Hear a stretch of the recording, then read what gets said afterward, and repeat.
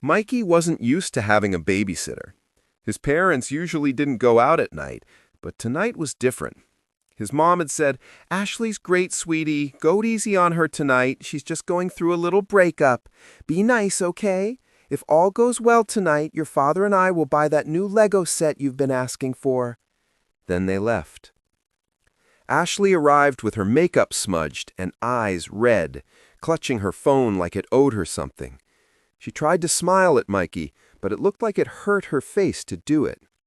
At first it was fine. They watched cartoons, she gave him cookies. Too many, actually.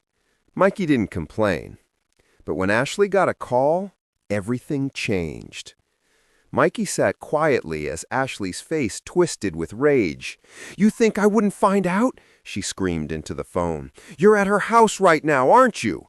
She paced the living room like a caged animal. Mikey slowly backed away and went upstairs, pretending he was tired, but he didn't sleep. Around 11 p.m., he heard the front door open and slam shut, then yelling, then a long silence, followed by dragging sounds, metallic, heavy. Something thudded, something was shoved, something clicked shut. Mikey peeked out his window. Ashley's car was parked weird.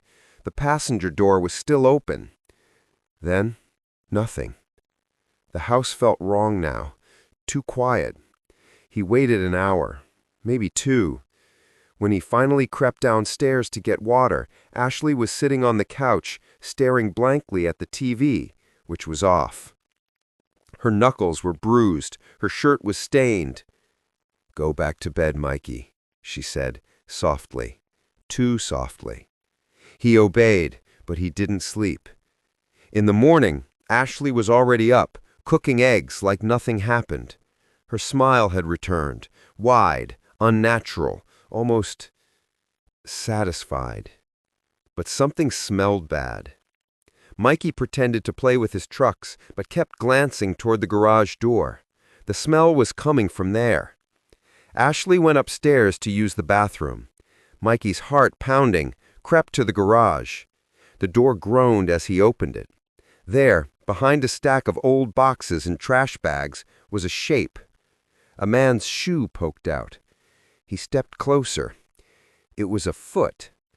Mikey froze. It was a body. His mouth opened to scream, but a hand suddenly grabbed his shoulder. Ashley was standing behind him.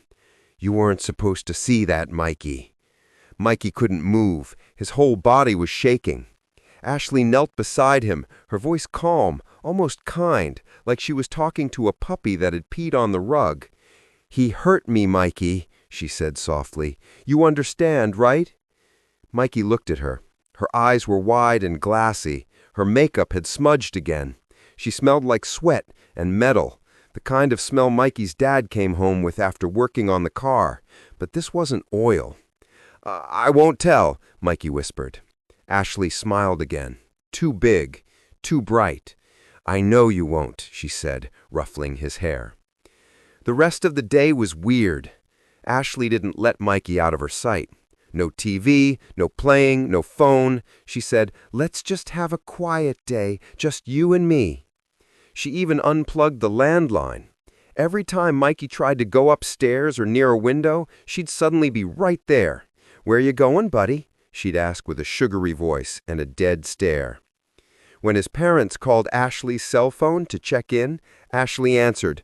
"Oh, he's great," she said sweetly into the phone, glancing at Mikey with a smile that didn't reach her eyes. "Such a good boy. We're having the best time." She hung up without letting Mikey talk to them. Mikey waited until she fell asleep on the couch. He had no idea what time it was, but he heard her snoring softly, wrapped in a blanket like nothing ever happened.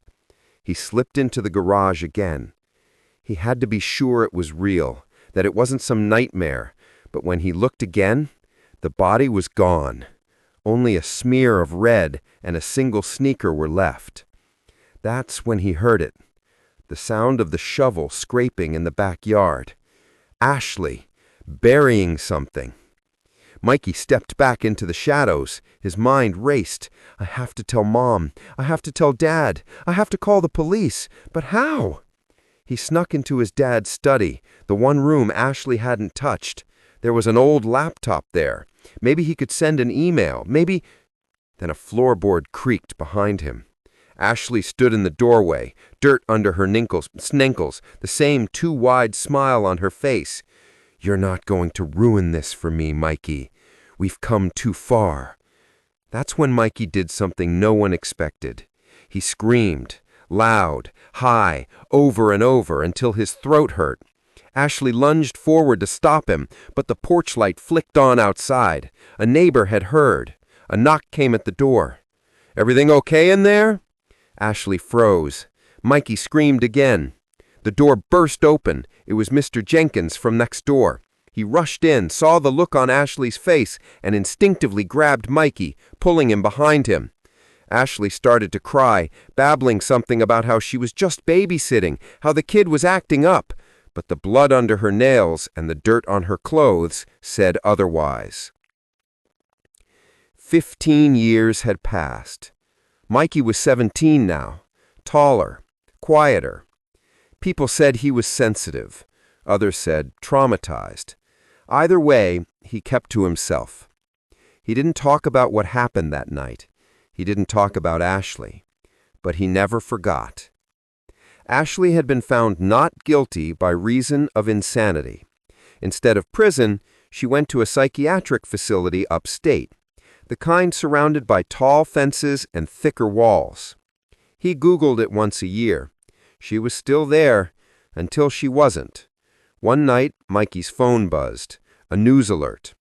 "Patient escapes psychiatric hospital. Ashley Cross, 35, deemed dangerous and unstable." His stomach dropped. That night, Mikey slept with a baseball bat next to his bed. There was a knock at the front door. His parents weren't home. Mikey peeked through the window. No one. Then the back door knocked. He turned around, heart racing. He grabbed the bat. Silence. He turned the corner toward the kitchen, and there it was. A note, scrawled in red lipstick on the refrigerator. "Still such a good boy." And Ashley. He backed up, shaking. He reached for his phone, but it was gone. The front door creaked open. Mikey turned slowly. Ashley was standing there. Her hair was longer, messier. Her eyes were hollow, but her smile still too wide. "I missed you," she whispered. Mikey gripped the bat tighter. "Don't worry, I'm not here to hurt you." With one of the most sinister smiles Mikey has ever witnessed, Ashley said, "I just want us to be a family now."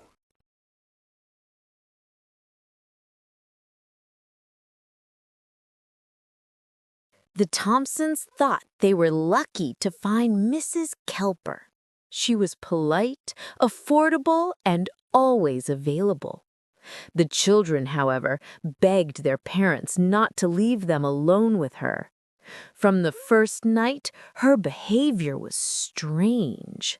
She never ate, only watched them at dinner with wide, unblinking eyes. "No talking while you chew," she whispered. "It makes them restless."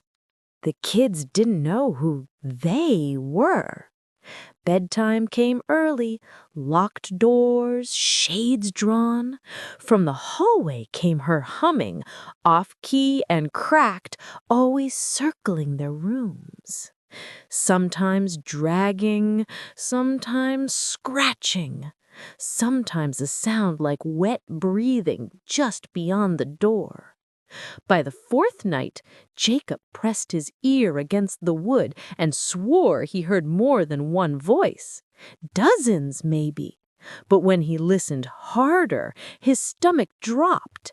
Every voice was hers, layered, overlapping, answering itself in broken tones. Then came the whisper. "Open up, they're hungry." The doorknob rattled. Wood splintered. Something sharp carved along the frame, deep enough to leave gouges. The children screamed until the humming drowned them out.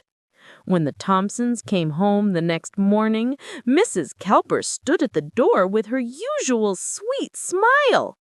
They were angels, not a sound all night. But inside, the air stank of copper. Upstairs, the hallway was streaked and red, long handprints smeared across the walls. The bedroom doors were still locked from the outside, but blood seeped from the cracks, dripping onto the carpet. Mrs. Thompson shrieked and turned on the sitter, only to find her smile stretching, splitting, until her jaw tore open from ear to ear.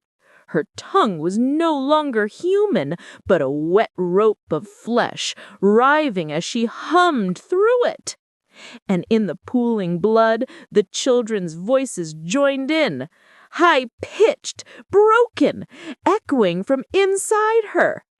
When Mrs. Kelper crawled forward on too many limbs, the parents saw small hands pressing against her stomach from the inside, clawing as if begging to get out. Mrs. Thompson staggered back, dragging her husband with her, but the sitter was already advancing, her arms stretched too far, joints bending the wrong way as her fingernails scraped against the floorboards, leaving grooves. "Don't be frightened," she sang in dozen voices at once. "They're still here. They'll always be here."